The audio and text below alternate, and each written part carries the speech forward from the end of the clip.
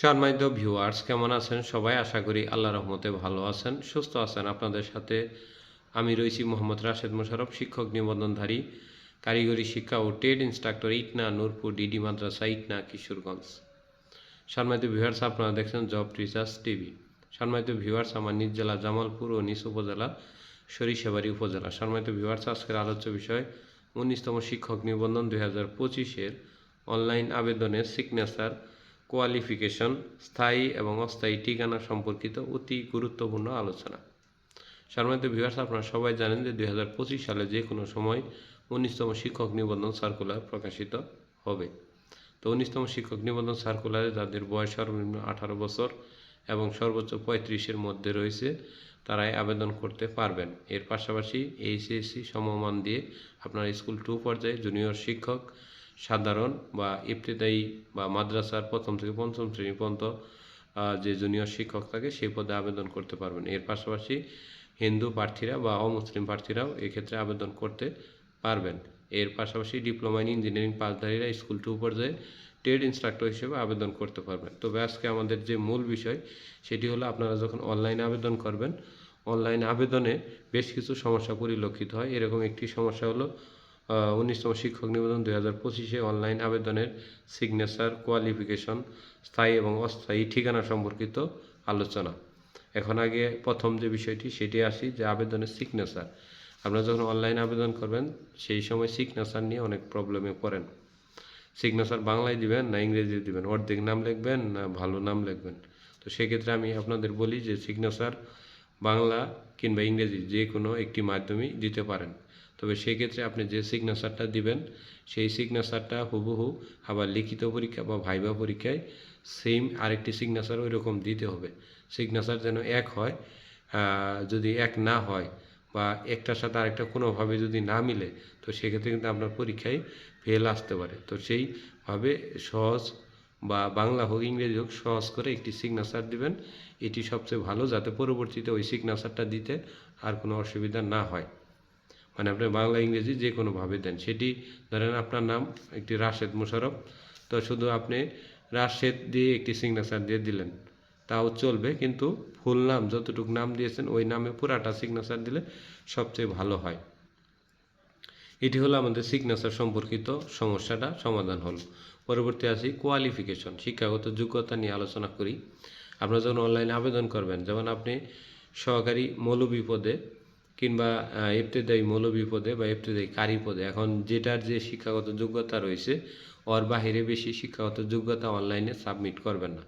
কারণ আপনি honours pass কিন্তু আপনি ইন্টার পাসে স্কুল 2 পর্যায়ে আবেদন করেছেন। আপনি বিএসসি ইঞ্জিনিয়ার কিন্তু ট্রেড ইনস্ট্রাক্টর পদে আবেদন করেছেন, ডিপ্লোমা পাসও আপনার আছে। তো আপনার বিএসসি এখানে শো করার কোনো দরকার নেই, কারণ এটি হলো ডিপ্লোমার পদ। তো সেক্ষেত্রে আপনি বিএসসি শো করবেন না। আর কোয়ালিফিকেশনের ক্ষেত্রে আরেকটি বিষয় বলে দিই, সেটি হলো আপনার এসএসসি সবাই 5 পয়েন্ট বা আউট অফ 5-এর মধ্যে গণনা হয়, কিন্তু এইচএসসি বা ডিপ্লোমা ইন ইঞ্জিনিয়ারিং বিভিন্ন স্তরে যেখানে 4 পয়েন্টে গণনা করা হয়, সেক্ষেত্রে অনেক সময় অনলাইন যখন আবেদন করবেন তখন তারা 5 পয়েন্টের মধ্যে দেখা যায় যে 2.25 পাইছেন। আসলে এটি 4 পয়েন্টের মধ্যে ডিপ্লোমা করছেন, আপনি 2.25 পাইছেন, কিন্তু উনি ভুলে 5 পয়েন্ট দিচ্ছে। এই ভুলগুলো যেন না হয় এটি আপনাকে অবশ্যই লক্ষ্য রাখতে হবে। আর যখনই আপনি আবেদন করবেন আপনি নিজে গিয়ে আবেদন করবেন এবং আবেদনের আগে কম করে হলো 10 বার হলেও যেন দেখেন এর ভিতরে যেন একটি ভুলও না হয়। এটি হলো কোয়ালিফিকেশনের ক্ষেত্রে, অর্থাৎ আপনার আউট অফ 4 এবং আউট অফ 5 কত মার্কের মধ্যে কত পাইছেন এবং কত সালে পাস করছেন সেই সালটি অবশ্যই সুন্দর করে উল্লেখ করতে হবে। এখন আপনি নিয়মিত ছাত্র হন, অনিয়মিত হন, এক্ষেত্রে কোনো সমস্যা নেই। এবং আপনার শিক্ষাগত যোগ্যতা 3rd ডিভিশন হোক বা 2nd ডিভিশন হোক, এক্ষেত্রেও আপনার কোনো সমস্যা নেই। তারপরে স্থায়ী এবং অস্থায়ী ঠিকানা। স্থায়ী অস্থায়ী ঠিকানার ক্ষেত্রে মহিলারা একটি সমস্যায় বেশি বা নারী প্রার্থীরা বেশি সমস্যায় পড়ে থাকেন। তো নারী প্রার্থীদের ক্ষেত্রে সবচেয়ে সহজ বিষয়টি হলো যে আপনি আপনার বাবার বাড়ির ঠিকানাও দিতে পারবেন, আবার স্বামীর বাড়ির ঠিকানাও দিতে পারেন। তবে স্বামীর বাড়ির ঠিকানা দিলে আপনার স্বামীর বাড়ির যে পৌরসভা বা ইউনিয়ন পরিষদ রয়েছে সেখান থেকে আপনার এই যে আপনার কি বলে পৌরসভার যে নাগরিকত্ব বা ইউনিয়নের যে নাগরিকত্ব, ওই এলাকায় যে বসবাস করছেন ওই নাগরিকত্ব একটি সনদ আপনাকে পুলিশ ভেরিফিকেশনের সময় শো করতে হবে। যদি আপনি ওই নাগরিকত্ব সনদটি হাতে পান, তাহলে সেক্ষেত্রে আবেদনের সময় আপনার বাপের বাড়ির ঠিকানাটা ব্যবহার করবেন, না হলে স্বামীর বাড়ির ঠিকানাটাই ব্যবহার করার চেষ্টা করবেন। সেক্ষেত্রে আপনার কোনো ধরনের সমস্যা পরিলক্ষিত হবে না। এটি হলো স্থায়ী এবং অস্থায়ী ঠিকানা যে কোনো একটি দিলেও সেক্ষেত্রে কোনো সমস্যা হবে না। এখন আমি যে বিষয়টি বললাম সেটি হলো সিগনেচার বললাম, কোয়ালিফিকেশন বললাম, স্থায়ী এবং অস্থায়ী ঠিকানা বললাম। এই যে তিনটি বিষয়, এই তিনটি বিষয় যদি আপনারা ঠিকঠাক মতো দেন, তাহলে কোনো ধরনের সমস্যা পরিলক্ষিত হবে না। কিন্তু এর বাহিরে যদি কোনো ভুলভাল তথ্য উপস্থাপিত করেন, পরবর্তী পুলিশ ভেরিফিকেশনের সমস্যা হবে এবং আপনার চাকরিতে পুলিশ ভেরিফিকেশনজনিত সমস্যার কারণে বাদ হবেন। আরেকটি বিষয় বলে দিই, যারা বিভিন্ন রাজনৈতিক দল কিংবা বিরোধী দল কিংবা যখন যে সরকারের অধীনের বাহিরে অবস্থান করেন, এক্ষেত্রে পুলিশ ভেরিফিকেশন কিংবা এই শিক্ষক হতে গেলে আপনার যদি মেধা থাকে, তাহলে সেক্ষেত্রে কোনো মতে বাদ দেয় না। আপনি যদি বিরোধী দলের কোনো পদেও থাকেন, তারপরে আপনার পুলিশ ভেরিফিকেশনে বাদ দেওয়ার নজির আমরা পাইনি। যেহেতু আমি ছোট্ট গণবিজ্ঞপ্তিতে পুলিশ ভেরিফিকেশনের সম্মুখীন হয়েছি, পঞ্চম গণবিজ্ঞপ্তিটাও দেখেছি। এই দুটি গণবিজ্ঞপ্তিতে পুলিশ ভেরিফিকেশন সম্পর্কিত বা তৃতীয় গণবিজ্ঞপ্তিতেও দেখেছি, বা এই 2-3টি ভেরিফিকেশনে কোনো ধরনের সমস্যা বা কাউকে বাদ দেওয়া হয়েছে বা সুপারিশ করা হয়েছে এ ধরনের কোনো কিছু পাইনি। তাই মানে এখানে পুলিশ ভেরিফিকেশনটা সহজ। এজন্য যারা বিভিন্ন দল করেন বা ভিন্ন মত করেন, তারা হয়তো ভাবতেছেন যে পরীক্ষা দিয়ে হয়তো পুলিশ ভেরিফিকেশন বাদ যাব, সেজন্য পরীক্ষা দিয়ে লাভ নেই। তারা অবশ্যই পরীক্ষা দেবেন, সেক্ষেত্রে কোনো সমস্যা নেই। অমুসলিম প্রার্থীরাও পরীক্ষা দেবেন, মুসলিম প্রার্থীরাও পরীক্ষা দেবেন, সেক্ষেত্রে কোনো ধরনের সমস্যা পরিলক্ষিত হবে না।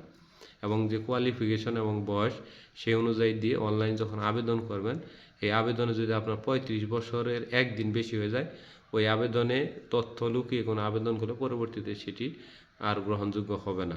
এবং এর পাশাপাশি বলি, যাদের বয়স দেখা যায় 33 বছর বা 34 বছর হয়েছে, দেখা যায় একটি নিবন্ধন প্রক্রিয়া সম্পন্ন হতে 2 থেকে 2.5 বছর সময় লাগে। তো 2 বছর যদি সময় লাগে, তো তার বয়সটি চলে যাবে। তো সেক্ষেত্রে সে নিবন্ধন পরীক্ষা দিয়ে কী করবে? তার নিবন্ধন পরীক্ষাটি অবশ্যই দিতে হবে। এই যে নিবন্ধন দেওয়ার ক্ষেত্রে অনেক উপকারিতা রয়েছে। যে নিবন্ধন সনদ পেলে বিভিন্ন বেসরকারি প্রতিষ্ঠানে সনদ দেখালে আপনাকে ভালো একটি পদে অধিষ্ঠিত হবে। বিভিন্ন স্থানে গিয়ে এই বিষয়গুলো বলে ভালো একটি চাকরিও আপনি নিতে পারবেন। এবং আপনি প্রাইভেট পড়াতে গেলেও যদি আপনার শিক্ষক নিবন্ধন সনদ থাকে, অনেক গার্জেন আপনাকে দিয়ে তাদের স্টুডেন্টকে পড়াবে। তাই শিক্ষক নিবন্ধন সনদের প্রয়োজনীয়তা অনেকগুলো ক্ষেত্রেই রয়েছে এবং বিভিন্ন নন এমপিও প্রতিষ্ঠানেও আপনি এই সনদগুলো নিয়ে চাকরি করতে পারবেন। সেক্ষেত্রে আপনার কোনো ধরনের সমস্যা হবে না। সনদবিহীন চাকরি করতে গেলে অনেক সমস্যার সম্মুখীন হতে হয়। তো আশা করি ভিডিওটি বুঝেছেন। ভিডিওটি ভালো লাগলে অবশ্যই লাইক, কমেন্ট, শেয়ার দেবেন।